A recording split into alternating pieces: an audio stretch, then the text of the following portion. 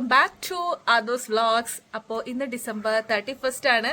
ഇന്ന് new year eve ആണ്. അപ്പോൾ എന്തൊക്കെയാണ് എല്ലാവരുടെയും ന്യൂ ഇയർ പരിപാടികൾ? ഞാനിവിടെ ഗുരുവായൂർ ഇരിങ്ങപ്പുറത്താണ്, അതായത് എൻ്റെ വീട്ടിലാണ്. ബാക്ക്ഗ്രൗണ്ട് നോയ്സസ്, എൻ്റെ വീട്ടിൽ കുറച്ച് ആളുകളുണ്ട്, അതാണ് ബാക്ക്ഗ്രൗണ്ട്. അപ്പോൾ എല്ലാവരുടെയും ന്യൂ ഇയർ പ്ലാൻസ് എന്തൊക്കെയാണ്? ന്യൂ ഇയർ റെസൊല്യൂഷൻസ് ഉണ്ടോ? എനിക്ക് കുറച്ച് ന്യൂ ഇയർ റെസൊല്യൂഷൻസ് ഉണ്ട്, പക്ഷെ ഞാനത് ഇപ്പം പറയുന്നില്ല. കാരണം എൻ്റെ ഒരു റെസൊല്യൂഷൻ സാധാരണ ഇങ്ങനെയാണ് ആവാറ്, എല്ലാം ഭയങ്കരമായിട്ട് ഉണ്ടാവും. പക്ഷെ ഒരു ജനുവരി പകുതിയോടുകൂടി എൻ്റെ റെസൊല്യൂഷൻസ് ഒക്കെ അവിടെ ഏതാണ്ട് തീരുമാനമാവും. അതുകൊണ്ട് ഇത്തവണ ന്യൂ ഇയർ റെസൊല്യൂഷൻസ് നല്ല സ്ട്രിക്റ്റ് ആയിട്ട് ഫോളോ ചെയ്യണം എന്നാണ് എൻ്റെ ആഗ്രഹം. അപ്പം അതുകൊണ്ട് ഞാനത് ഏതാണ്ട് ഓൺ ദ വേയിൽ പറയാം, എൻ്റെ ന്യൂ ഇയർ റെസൊല്യൂഷൻസ്, അതിൻ്റെ കാര്യങ്ങളൊക്കെ. പിന്നെന്താണ്, അപ്പം ഇന്ന് ഞങ്ങൾക്ക് ന്യൂ ഇയർ ആയിട്ട് കുറച്ച് അടിച്ചുപൊളി പ്ലാൻസ് ഒക്കെ ഉണ്ട്. അപ്പോൾ ഐ തോട്ട് എല്ലാവരെയും കാണിച്ചു തരാം, ഞങ്ങളുടെ ന്യൂ ഇയർ പ്ലാൻസ് കാണിച്ചു തരാമെന്ന് വിചാരിച്ചു. പ്രോഗ്രാംസും കാര്യങ്ങളൊക്കെ വഴിയെ ഞാൻ ഡിസ്കസ് ചെയ്യാം, നമുക്ക് കാണാം. പിന്നെന്താ, ഇനി ന്യൂ ഇയർ ആയിട്ട് ജനുവരി മുതലെങ്കിലും എനിക്ക് നന്നായിട്ട് യൂട്യൂബിലൊക്കെ ഒന്ന് ആക്റ്റീവായി വർക്ക് ചെയ്യണം എന്നുണ്ട്. എൻ്റെ മൂഡ് സ്വിങ്സ്, എൻ്റെ മടിയായിരുന്നു 2024 ഞാൻ നേരിട്ട പ്രധാന പ്രശ്നം.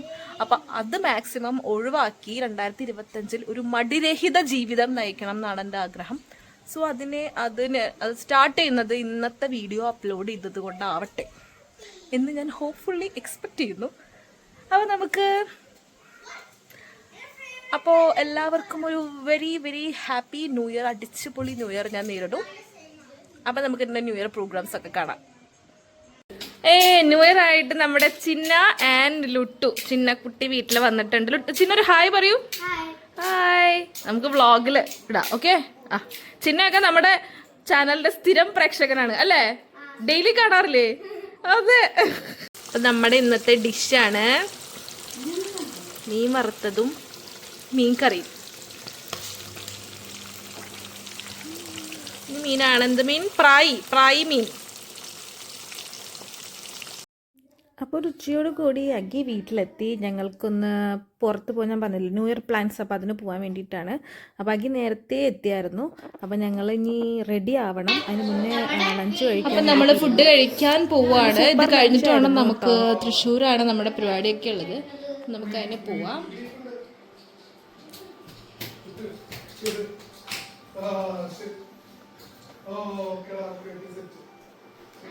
അപ്പോൾ ഒരു ചെറിയ ഗെറ്റ് റെഡി വിത്ത് മീ ആയാലോ. അപ്പോൾ ഞാൻ ഈ ഒരു ബ്ലാക്ക് ഡ്രസ്സാണ് ചൂസ് ചെയ്തത്.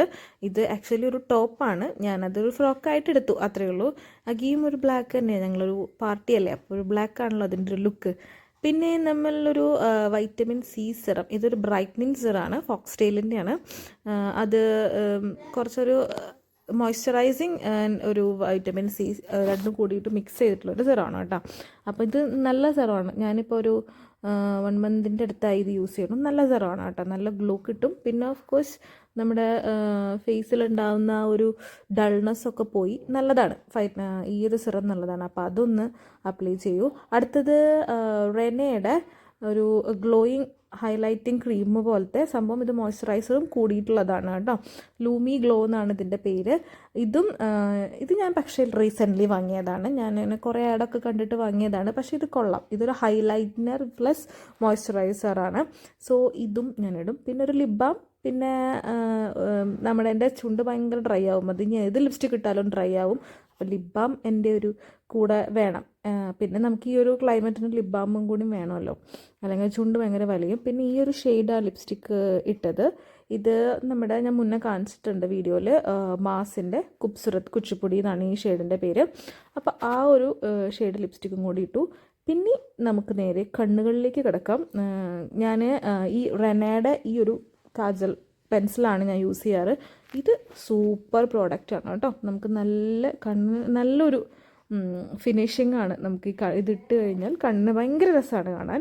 ഇത് ഞാൻ കുറേ ആയിട്ട് വാങ്ങണം എന്ന് വിചാരിച്ചിട്ട് വാങ്ങിയതാണ്, പക്ഷെ ഇത് തീരാറായി. ഞാൻ കുറച്ചായി വാങ്ങിയിട്ട്. അടിപൊളി പ്രോഡക്റ്റാണ്. അപ്പോൾ അത്രയേ ഉള്ളൂ. പിന്നെ ഒരു പൊട്ടും കുത്തി പിന്നെ എൻ്റെ മേക്കപ്പ് എന്ന് പറഞ്ഞാൽ അത് വലിയൊരു പ്രൊഫഷണൽ മേക്കപ്പ് ഒന്നുമല്ല, ഞാനത് പഠിച്ചു വരുന്നേ ഉള്ളൂ, എനിക്കിഷ്ടമാണ്. അപ്പം നമ്മൾ നമ്മുടെ ന്യൂ ഇയർ പ്രോഗ്രാമിന് പോകാൻ സെറ്റ് ആയിരിക്കുകയാണ്. എങ്ങനെയുണ്ട്? അപ്പൊ നമ്മൾ ന്യൂ ഇയർ പാർട്ടിക്ക് പോവാനാണ്. നമുക്ക് ഇനി ആളുകളുണ്ട്. നമ്മൾ ഇറങ്ങി. കിട്ടു അല്ല കുട്ടു വൈബ് ഓണാക്കാൻ പോവാണ്. അങ്ങനെ ആദ്യം നമ്മൾ നേരെ കുന്നംകുളത്തേക്ക് പോയിട്ടോ. കുന്നംകുളത്ത് നിന്ന് നമുക്കൊരാളെ എടുക്കാണ്ട്. പിന്നെ ലുട്ടു നമ്മുടെ ഒപ്പമില്ല. ന്യൂ ഇയർ പാർട്ടി ആയതുകൊണ്ട് തന്നെ പല പ്രശ്നങ്ങളുണ്ടാവാൻ ചാൻസ് ഉണ്ട്. പിന്നെ നല്ല ക്രൗഡ് തന്നെ ആയിരിക്കും. അപ്പോൾ അതുകൊണ്ട് ലുട്ടുവിനെ എടുത്തില്ല. സമയമുണ്ടല്ലോ, നമുക്ക് അവനെയും കൊണ്ട് ഇനിയും പ്രോഗ്രാംസിനൊക്കെ പോവാം. അങ്ങനെ നമ്മൾ നേരെ കുന്നോളത്തെത്തി. അവിടെ നിന്ന് മണീനെടുത്തു. മണി അഗിയുടെ ബ്രദറാണ്, അപ്പോൾ അവനെടുത്തു. പിന്നെ കേച്ചേരി, നമുക്ക് തൃശ്ശൂരിൽ നിന്ന് ഒരാൾ കൂടി എടുക്കാറുണ്ട്. നേരെ കേച്ചേരി വഴി പോകുമ്പോൾ ഭയങ്കര ബ്ലോക്കായിരുന്നു. ഇവിടെ ഇന്നും നമുക്ക് ബ്ലോക്ക് കിട്ടാറുണ്ട്. പക്ഷെ നമ്മളിപ്പോൾ ഇന്നിപ്പോൾ ന്യൂ ഇയർ ആയതുകൊണ്ട് തിരക്ക് കൂടുതലാവുമല്ലോ എന്നിങ്ങനെ വിചാരിച്ച് അങ്ങനെ നമ്മൾ നേരെ പോയിട്ട് അടുത്ത ആളെ തന്നെ എടുത്തു. അമ്മു അഗിയുടെ സിസ്റ്ററാണ്. അങ്ങനെ സെറ്റ്, ഇപ്പോൾ ഓൾ സെറ്റ്, നമ്മളെല്ലാവരും പോവാണ്. പക്ഷെ തൃശ്ശൂർ നമ്മൾ വിചാരിച്ച അത്ര ബ്ലോക്ക് ഉണ്ടായിരുന്നില്ല കേട്ടോ. തൃശ്ശൂർ വേഗം നമ്മൾ ക്ലിയർ ചെയ്തു. അങ്ങനെ ഇവിടെയാണ് നമ്മുടെ പ്രോഗ്രാം. ഇതാണ് നമ്മുടെ ബോച്ചയുടെ സൺബേൺ പാർട്ടിക്കാണ് നമ്മൾ ടിക്കറ്റ്സ് ബുക്ക് ചെയ്തത്. അപ്പോൾ 2 ദിവസം മുന്നേ ബുക്ക് ചെയ്തായിരുന്നു. അങ്ങനെ നമ്മളവിടെ എത്തി. ഇവിടെ എത്തിയപ്പോൾ വലിയ തിരക്കൊന്നും ഉണ്ടായിരുന്നില്ല. നമ്മൾ വിചാരിച്ചു ഈശ്വര പണി പാടി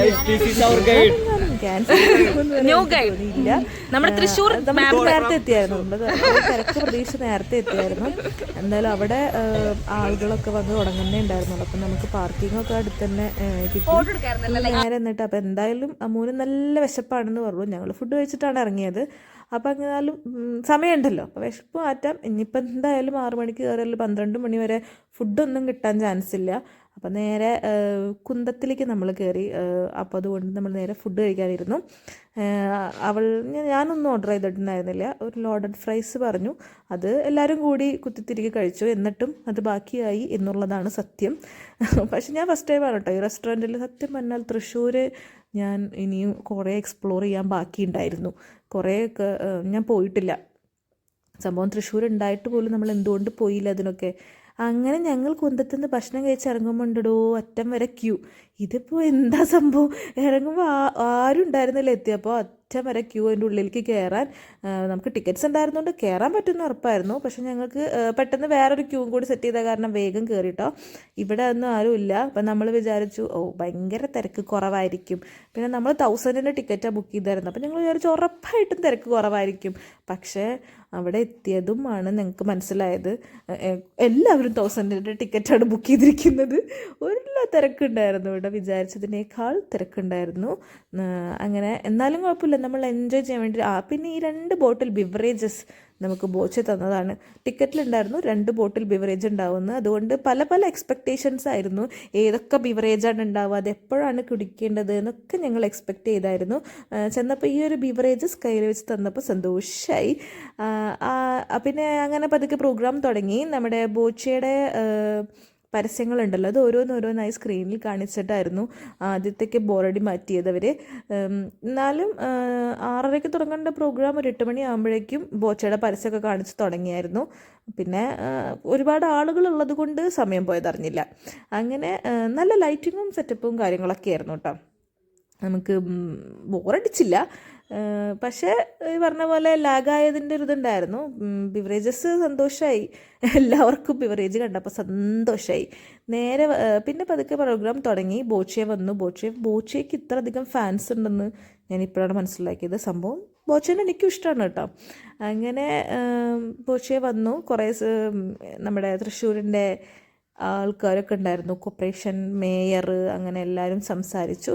പിന്നെ പതുക്കെ ഫസ്റ്റ് നമുക്ക് കുറച്ചധികം പ്രോഗ്രാംസ് ഉണ്ടായിരുന്നു. പിന്നെ ഫസ്റ്റ് നമുക്ക് ആ ലാമ്പ് ലൈറ്റ്നിങ് അതുണ്ടായിരുന്നു.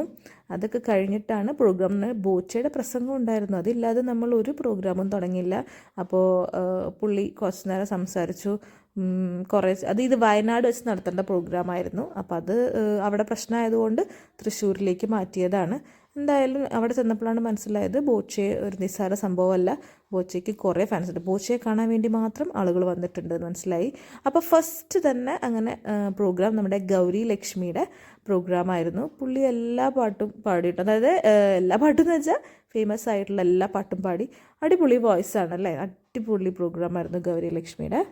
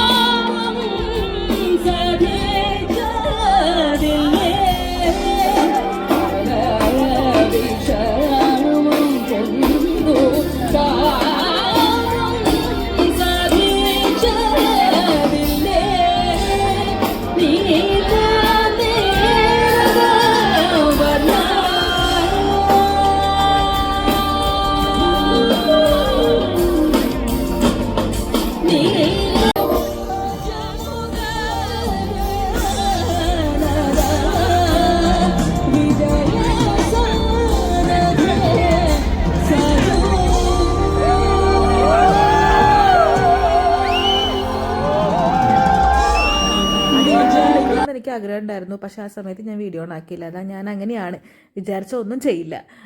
പിന്നെ അതിന് ശേഷം ഷൈൻ ടോം ചാക്കോ വന്നായിരുന്നു. പുള്ളി കുറച്ച് നേരം ഒന്ന് സംസാരിച്ചു, ഒരു എൻ്റർടൈനർ. കുറച്ച് നേരം കേട്ടോ, അധികം നേരമൊന്നും പുള്ളി ഉണ്ടായിരുന്നില്ല. ഒന്ന് സംസാരിച്ചു, അത് കഴിഞ്ഞിട്ട് ആൾ പോയി. പിന്നെ ആൾ ബോച്ചയുടെ കൂടെ കുറച്ച് നേരം ഒന്ന് സംസാരിച്ചായിരുന്നു ഇടയിൽ വന്നിട്ട്. ഇത് കഴിഞ്ഞിട്ടാണ് ഏതാണ്ട് ഗൗരിലിഷയുടെ പ്രോഗ്രാം കഴിഞ്ഞു. ഇനി അത് കഴിഞ്ഞിട്ട് അടുത്ത പ്രോഗ്രാം നമ്മൾ ആദ്യമായിട്ടാണ് ഒരു പ്രോഗ്രാം കാണുന്നത്. ലൈക്ക് ഇതൊരു DJ പ്രോഗ്രാം ആണല്ലോ. മറ്റുള്ള നമ്മൾ കണ്ട് ശീലിച്ച മാതിരിത്തെ ഒരു ഇവിടെ നിന്ന് നമുക്ക് ഇങ്ങനത്തെ DJ ഇങ്ങനത്തെ നൈറ്റ്സ് ഉണ്ടല്ലോ, നമുക്ക് പാട്ട് ഡാൻസ് അതാണല്ലോ കൂടുതലും നമ്മൾ കേട്ട് ശീലിച്ച്. അതുകൊണ്ട് തന്നെ ഈ ഒരു സാധനം നമ്മൾ കേൾക്കുമ്പോൾ ആദ്യത്തെ ഒരു എക്സൈറ്റ്മെൻറ്റ് കഴിഞ്ഞാൽ നമുക്ക് കുറച്ച് ബോറടിക്കും. കാരണം എന്താ വെച്ചാൽ വെറും മ്യൂസിക്കാണ് സംഭവം. DJ അങ്ങനെ തന്നെയാണ് നമുക്കറിയാം. പക്ഷേ നമുക്കത് ശീലിച്ച് ആ ഒരു റിത്തം നമുക്ക് ശീലമായി വരാത്തത് കൊണ്ടായിരിക്കാം കുറച്ച് കഴിഞ്ഞാൽ നമുക്ക് ബോറടിക്കും. പക്ഷേ കുഴപ്പമില്ല, കുറച്ച് കഴിഞ്ഞപ്പോൾ നമ്മൾ ശരിയായി. നമ്മളെല്ലാത്തിനോടും നമ്മൾ അങ്ങനെയാണല്ലോ, എല്ലാത്തിലും അങ്ങ് എൻജോയ് ചെയ്യുക എന്നുള്ളതാണ് എൻ്റെയൊക്കെ ഒരു പോളിസി. അങ്ങനെ ഞങ്ങൾ എൻജോയ് ചെയ്യാൻ തുടങ്ങി. കുറച്ച് കഴിഞ്ഞപ്പോൾ ഞങ്ങൾ ഓണായിട്ടോ. അത് ആദ്യത്തെ ഒരു ഇതിപ്പോൾ എങ്ങനെയാണ് അതിനൊന്ന് തുള്ള എന്നൊരു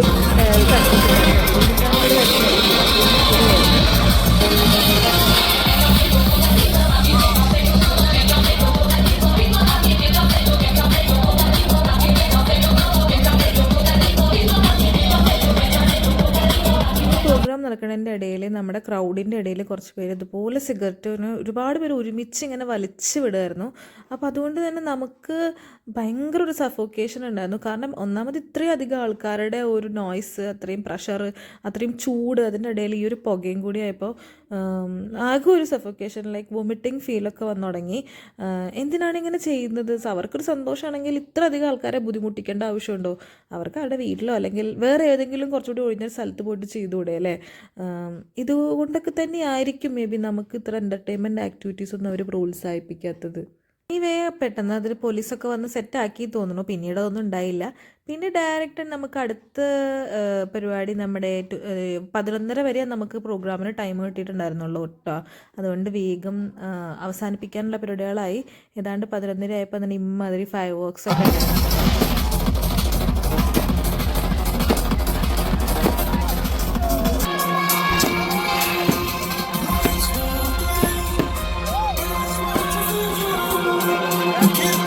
ലാസ്റ്റ് കുറച്ച് മൊമെൻറ്റ്സ് നമ്മൾ നന്നായിട്ട് ആഘോഷിച്ചു. അപ്പോഴേക്കും നമുക്കാണ് ആ DJയുടെ കറക്റ്റ് റിത്തമൊക്കെ അപ്പോഴാണ് നമുക്ക് സെറ്റായിട്ട് കിട്ടിയത്.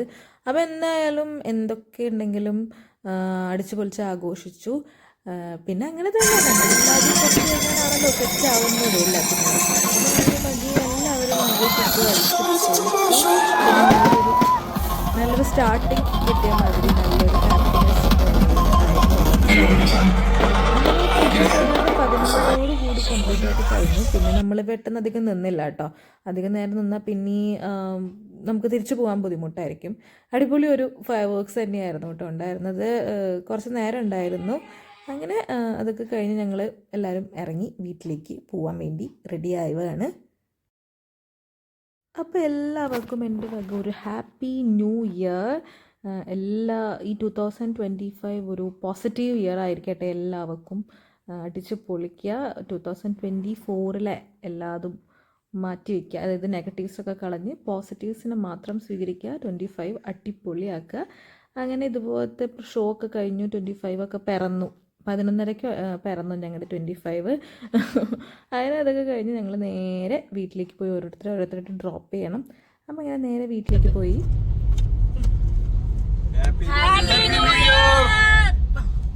അപ്പോൾ നമ്മുടെ വീഡിയോ ആദ്യമായിട്ട് കാണുകയാണെങ്കിൽ വീഡിയോ ലൈക്ക് ചെയ്യുക, ഷെയർ ചെയ്യുക, സബ്സ്ക്രൈബ് ചെയ്യുക.